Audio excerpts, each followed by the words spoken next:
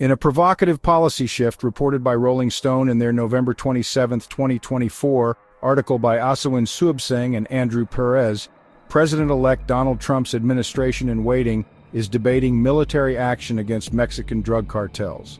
This unprecedented move stems from Trump's campaign promise to combat the fentanyl crisis by any means necessary. Options reportedly under consideration include airstrikes, covert raids, and special forces operations on Mexican soil. These plans mark a stark departure from traditional U.S.-Mexico relations, raising alarm among legal experts, foreign policy analysts, and human rights advocates worldwide. Trump, who has presented himself as a candidate opposed to endless wars, now openly embraces a militarized approach reminiscent of tactics employed during America's wars against insurgents in Iraq and Afghanistan.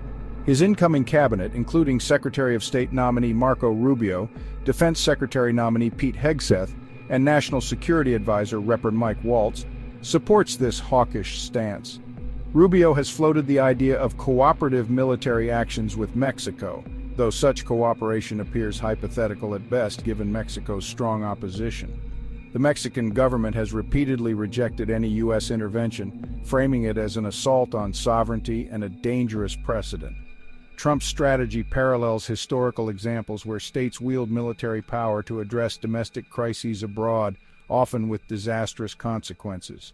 Russia's interventions in Chechnya and China's crackdowns in Xinjiang, for instance, were justified as counter-terrorism measures but resulted in significant human rights abuses and global condemnation.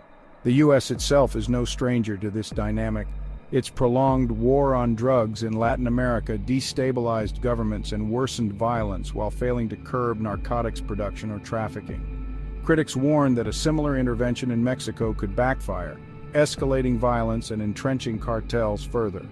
The proposed designation of Mexican cartels as terrorist organizations, a cornerstone of Trump's plan, risks blurring the line between criminal justice and warfare. While intended to justify military action, this designation could exacerbate violence without addressing the root causes of the drug trade, such as U.S. demand and systemic poverty in Mexico. Historical precedents like the U.S. drone campaigns in Pakistan and Yemen, which targeted al-Qaeda and Taliban leaders, demonstrate the pitfalls of over-reliance on military solutions. These campaigns often created power vacuums, radicalized local populations, and failed to achieve lasting stability. Critics argue that Trump's proposals lack a comprehensive strategy to address the fentanyl crisis. Effective solutions would require tackling domestic demand, strengthening cross-border cooperation, and addressing the socio-economic conditions that enable cartel dominance. Instead, Trump's militarized approach risks alienating a critical ally in Mexico while deepening the humanitarian crisis at the border. The focus on punitive measures also diverts attention from urgently needed investments in addiction treatment and economic development on both sides of the border. The broader implications of Trump's plans extend beyond U.S.-Mexico relations. A unilateral military intervention could strain alliances, undermine international norms, and embolden other nations to flout sovereignty under the guise of national security. The global community, already grappling with challenges to democratic institutions and the rule of law, may view this move as yet another step toward authoritarianism in the United States. As Trump's team finalizes its transition plans, the stakes could not be higher. This moment demands a reckoning with the moral, legal, and geopolitical costs of waging war on a neighboring nation. For now, Trump's promise to unleash the full might of the U.S. military against cartels looms large, a stark reminder of the risks inherent in prioritizing short-term political gains over long-term stability and diplomacy.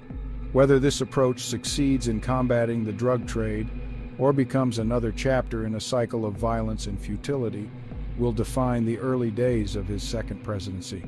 Please subscribe to the Intellectualist's new YouTube channel, where we present insightful videos analyzing the current events shaping the world. Turn on notifications to receive the latest updates from the channel.